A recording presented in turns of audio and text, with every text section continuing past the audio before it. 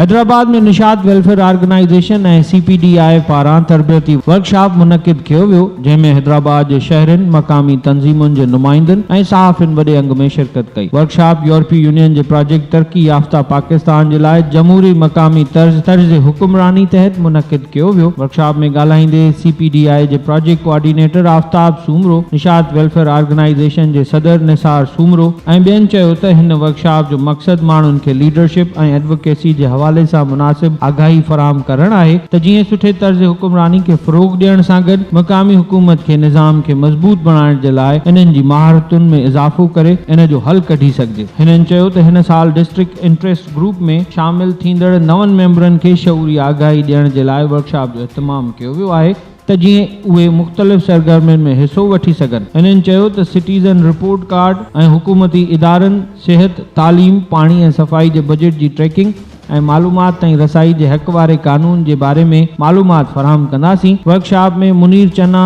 सहाफ़ी नसीर चन्ना, ग़ुलाम नबी कीरियो, अब्दुल्ला जुणेजो समेत वॾे अंग में अॻवाननि शिरकत कई। Naseer Channa, Hyderabad, voice of Sindh TV, London.